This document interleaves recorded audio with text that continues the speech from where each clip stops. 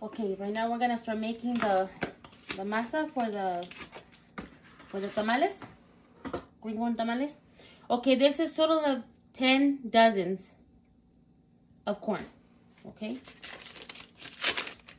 I'm using 3 of these, which is 1 pound each, so it's total of 3 pounds. Okay, of this lard here. So if you're not gonna make as many, let's say you're only gonna make five dozens, then you use 1.5 of that lard. Okay, I know it seems like a lot, but trust me, it's not. It's just that this is a lot of corn.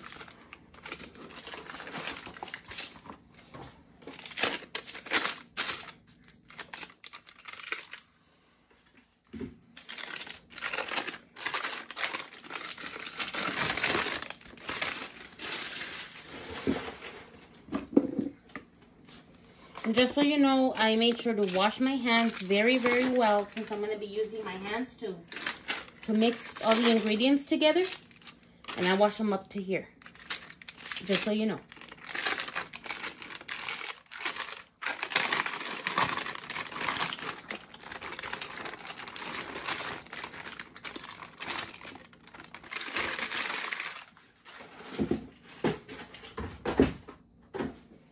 Right, and we start mixing.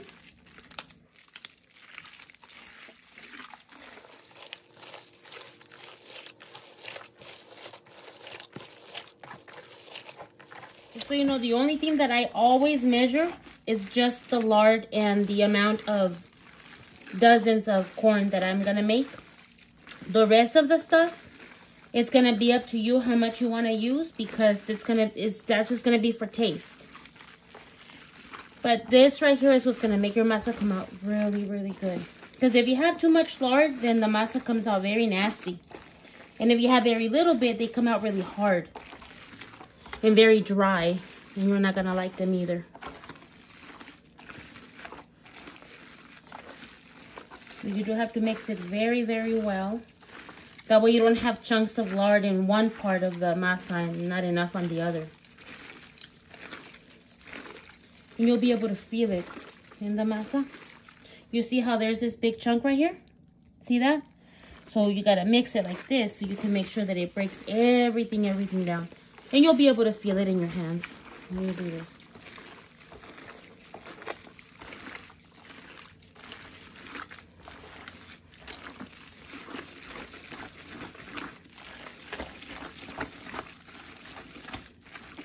What I'm doing here is getting my hands straight and just going like this in a circular motion.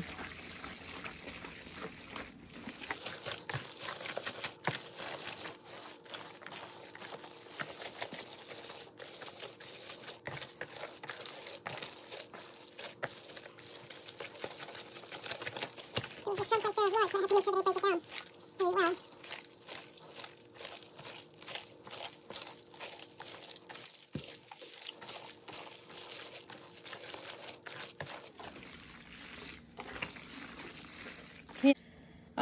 The next step is going to be baking powder. Other people call it royale. This is how much I put in mine. This much, which is about 1.5 tablespoons of baking powder. It's not a lot, as you can see. It's not a lot. And then I mix it together. And I do every ingredient separate so we can make sure that everything is distributed very well evenly. If you want to put them all together, you can. Whatever you like to do. This is just the way, my personal preference.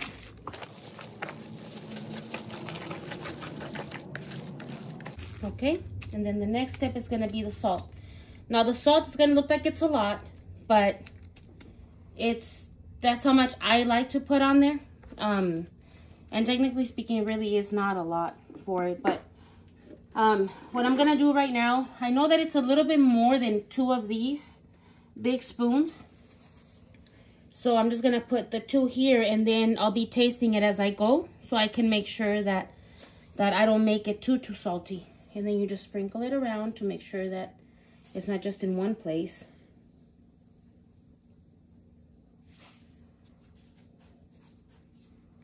Okay. And then we mix again.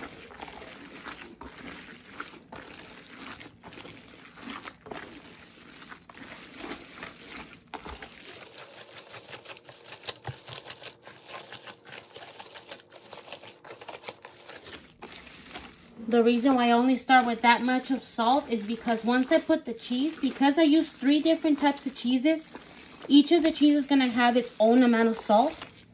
And that way, once you put the cheese in, then you'll know, okay, I'm going to need a little bit more salt. So you don't want to put all the salt that you think you need, because at the end, they might be very salty and you're not going to like that. This would probably be the last time that you would have to double check on the lard to make sure that you broke it all up evenly. Right now will be that time for you to check it before you put the cheese in, because once you put the cheese in, you can confuse the lard with the cheese. And you might have chunks of lard over here and all the cheese is going to be over here and you didn't break this down. So this would be a good way for you to check it right now.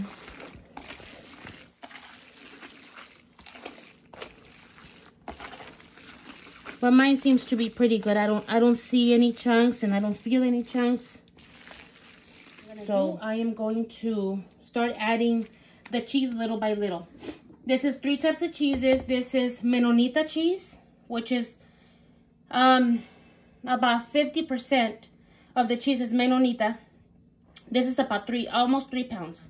No, sorry, almost 5 pounds of cheese. So 50% Menonita, 25% American cheese, and 25% mozzarella cheese. That's normally how much I put. This is a lot of cheese, but I like my tamales to come out very cheesy. I like that flavor. I'm gonna get this much, which is almost like almost half, and we're gonna mix it first.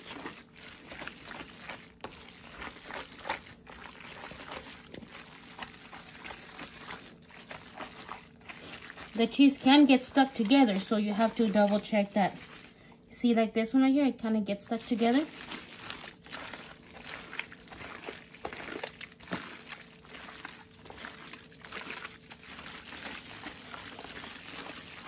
Obviously, the cheese is not going to break down and dissolve like the lard did, so you'll be able to see the cheese in here.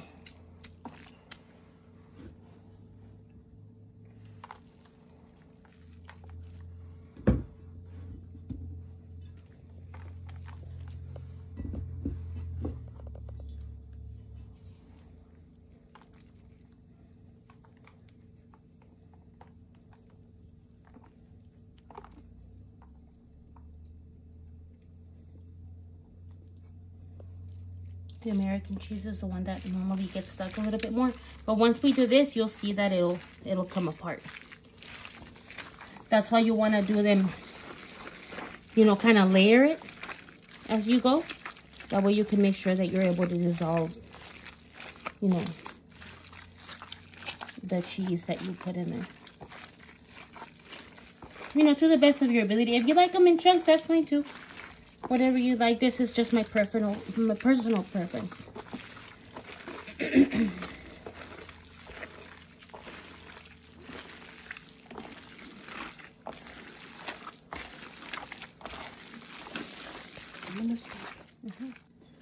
Okay, I'm putting the last of the cheese. By the way, I forgot to mention something. The corn, we went ahead, we have our own little cornmeal. It's, you know, it's a manual one.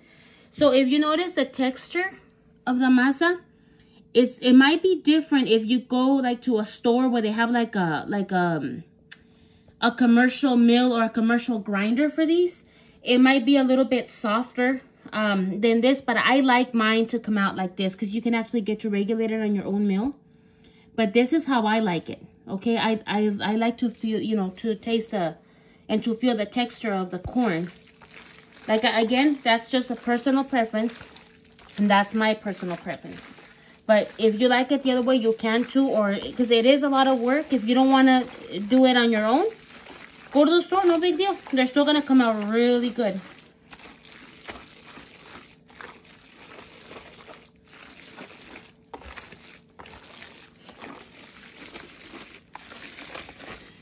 Okay, so as you can see, I added all of the cheese already.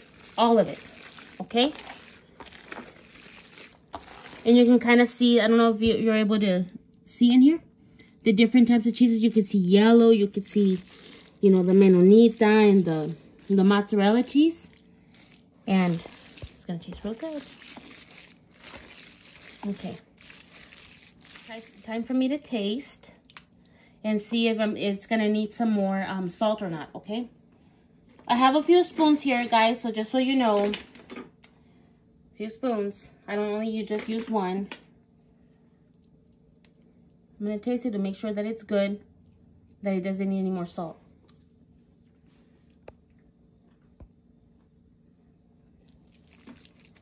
It does need a little bit more.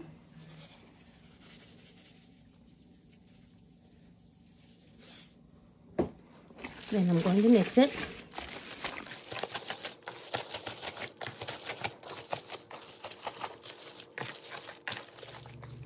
Okay, so then we just keep mixing. Now, one very important thing that you're gonna notice, this masa is still not ready, and I'll tell you why. If you notice, all of it is kind of like still all together. So you have to keep mixing, okay? And mixing and mixing and mixing. Until you see that it kind of breaks, and it's kind of hard for me to explain until you actually get to see it. Now, before I continue, I'm gonna check for the salt and make sure. This is the one I used earlier. It's a clean one here.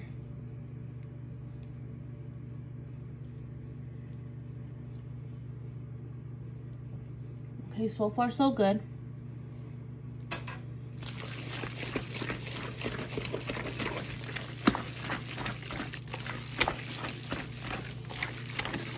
Make sure you wear an apron because you're gonna get it all over you.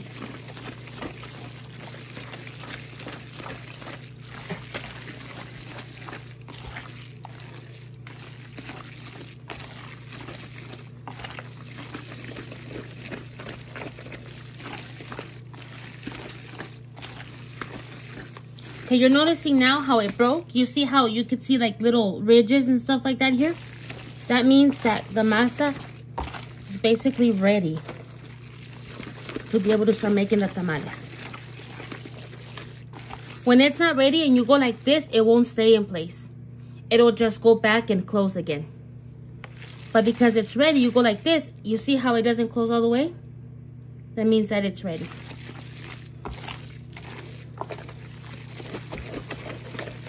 Do this a little bit more.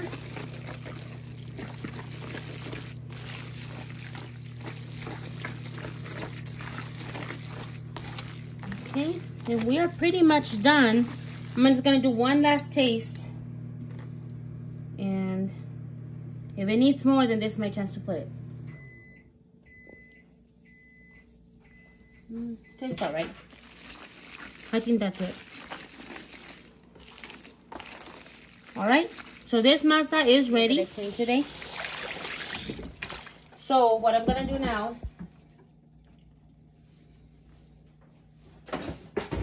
is put them in here. I'm just gonna grab them like this.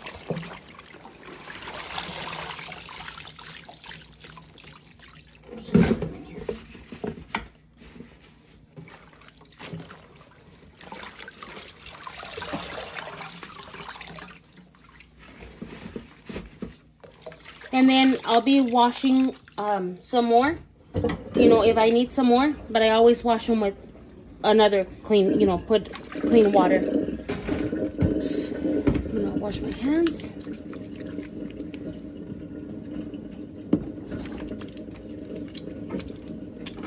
And that way, right now, we can start making the tamales.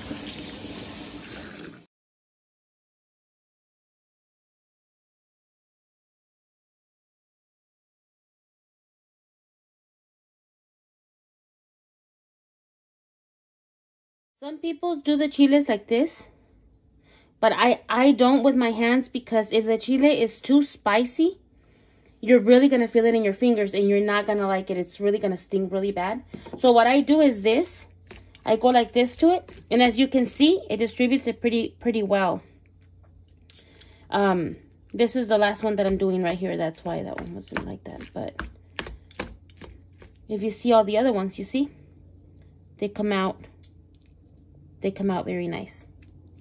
Okay, that's another thing that you can do. That way you don't get, you know, the spiciness in your fingers, and then your fingers will be stinging for a few hours, if not a full day, because that's happened to me before. Okay, this is the cooking pot that I use for the tamales. You know what is in here? It's already clean, but I'm gonna rinse it again. You can see it has this. It's pretty cool because you can get to put the water up to there, and then when the tamales are there, the tamales won't get soaked with the water. So this is actually a pretty good one to have. I think this is like a 32 quart, I believe, or 40 quart. I don't remember. But anyway, it works really good. It holds a little bit over 8 dozen tamales in here comfortably. And when it's corn tamales, it normally takes about an hour for them to cook. And it cooks them all very nice and evenly. So I do recommend one of these. So now I'm rinsing all of this here. This is already clean. I'm rinsing it just to, you know, give it another little clean. Just so you know, this is a very old cooking pot that I've had because I've used this for many years. That's why you see, you know, this, it's not dirty. It happens, you know, when you use something for many years. So that's the reason why you see it that way. It is not brand new, but it's still for its purpose. Okay, and as this right here, I'm going to fill it up now up until that line right there, right underneath here, because that's where this thing's gonna go. It goes in there, you see, and it holds right there. So I'm gonna put the water until the bottom right here. Okay? That way when I put this strainer on, the water won't go above it and it won't get into the tamales. Okay? I like to just leave this ready for, you know, because these tamales are very easy to make. They're very quick. And once we make at least 8 dozen, then I'll come and put them here so they can continue to cook. So they can start cooking while we continue to make the rest of the tamales. So it's filling up right now.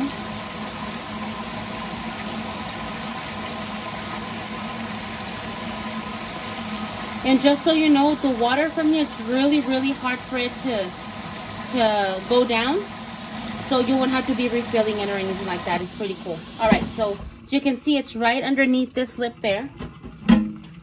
I put this on here, and then I walk over to the stove, and I'll just leave it ready in here for whenever I'm ready for me to. Okay, so we're here now. We're gonna be ready to make them. So you can see I have my corn leaves or hojas de elote, the masa, and I use a spoon this big right here. Here, there's a clean one right here. See, it's kind of big. And then I have the chile verde right here, ready to go. So the way I make the tamales, there's people that make them in many different ways. But the way I like to make them is like this. Get the hoja. Some people smear them. I don't. I just put it right here. It's just 1 scoop of these, and then a little bit of chile. I wrap it, and that's it. I like to make the tamales bigger than what, you know, I've seen other people make them. But that's the preference. People do this, some people do this, and that's okay too. That's what they want to do, but I like for them to be a little chunky.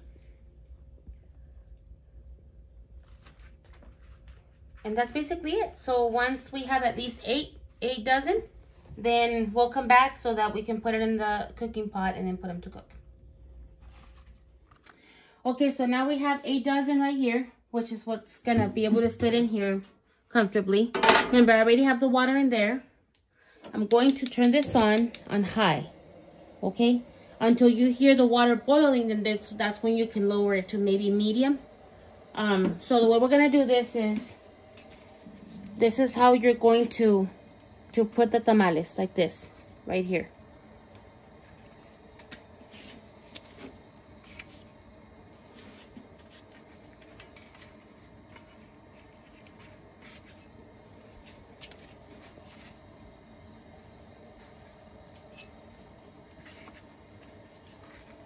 And that's just how you're gonna keep going until you completely fill it up.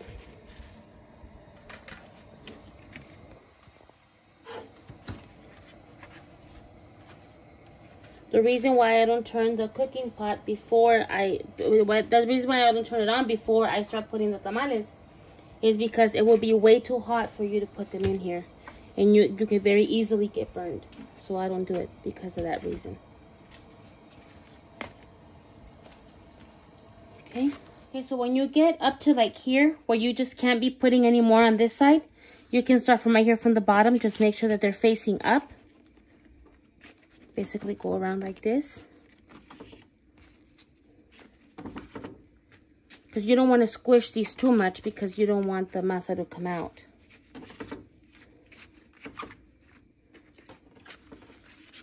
You just basically find a spot for them here. And they'll still cook evenly.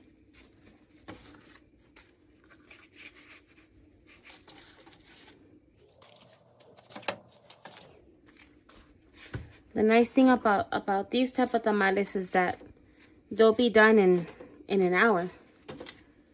I normally leave them for like an hour and 10 minutes and they're good to go. So as you can see, this is how they look. Okay, remember this is on high. Close this. Once you hear the water boiling, then you can lower it to like medium. I'm also going to show you, if you don't have a big pot like this, let's say you only want to maybe do 1 or 2 dozens, I'm also going to show you another way that you can put the tamales to cook. Okay, let's say you don't have a pot this big, right? And you're just going to put like 1 dozen. You could use one of these. You could use the leaves from the elotes. Put it in from the corn. Put them in there. Put a little bit of water. Right there, you see? That little bit of water there?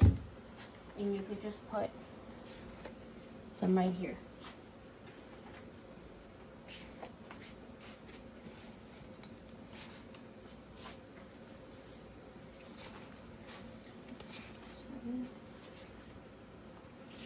Eight, 9, 10, 11, and 12. And then that's a dozen, and you will put it right here on high until it boils. Then you can lower the flame.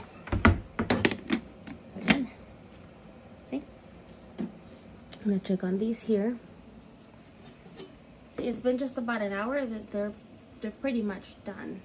So once I turn this off a little bit, we'll open them up and then we'll let you know how they came out.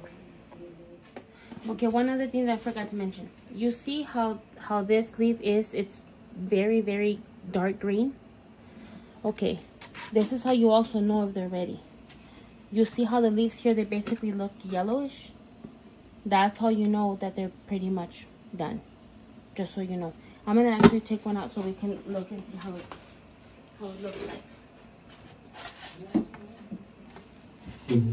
We'll double check and see if it's ready. Okay, we're going to double check this here and see if this is done.